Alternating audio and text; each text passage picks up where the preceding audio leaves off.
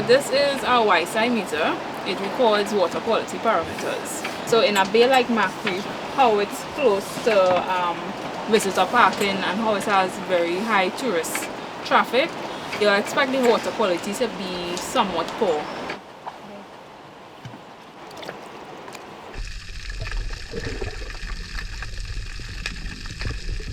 Temperature is 27.8 degrees Celsius.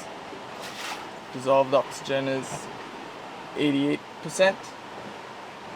The pH is 7.99. Again, the temperature is 27.8 degrees, which is not too alarming for coral reefs. If the temperature is too high within a coral reef environment, the corals will tend to bleach, meaning that it will lose its luxanthidate and it will appear white. Maintenant, on va aller plonger sur le récif et voir à quoi il ressemble avant de collecter les sédiments pour trouver les bioindicateurs.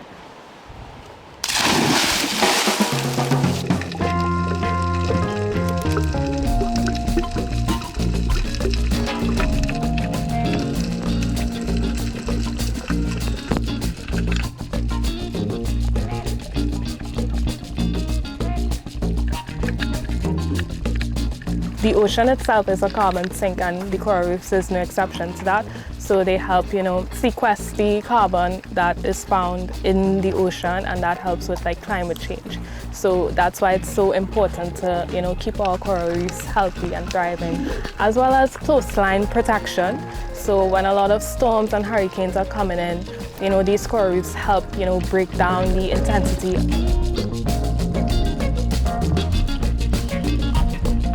That is to collect all the microorganisms at the different levels, and at the last level is typically where we would get our foraminifera or our small shelled microorganisms, small polychaetes, stuff like that.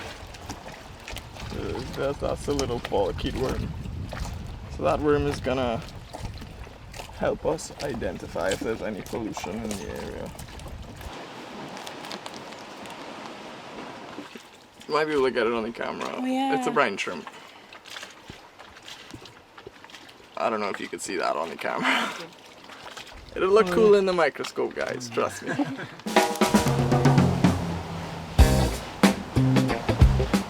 On est donc aujourd'hui arrivé à l'université de Trinidad après ces 2 jours d'échantillonnage sur différents sites autour de Trinidad donc pour étudier les bioindicateurs qui se trouvent dans les sédiments. Et on va tout de suite passer à l'analyse des échantillons au laboratoire.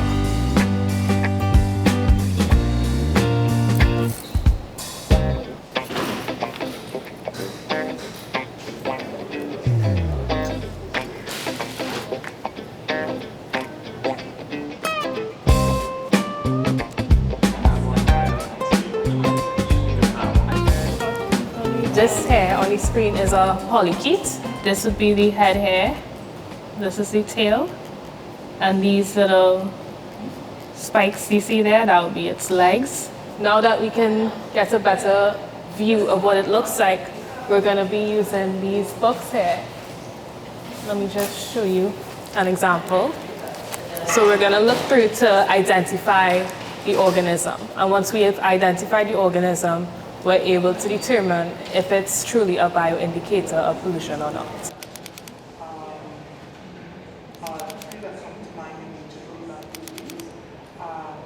Once we find all the bioindicators, we would have a broader view of all the pollutants that could be found in the area. Being in Trinidad and Tobago, we are very much exposed to the Orinoco and Amazon water flows, which are very, very heavy in nutrients and sedimentation. So not only do our islands experience runoff like any other island, and coastal influences from our shipping industry and just general coastal industries, we're also very much heavily influenced from natural events.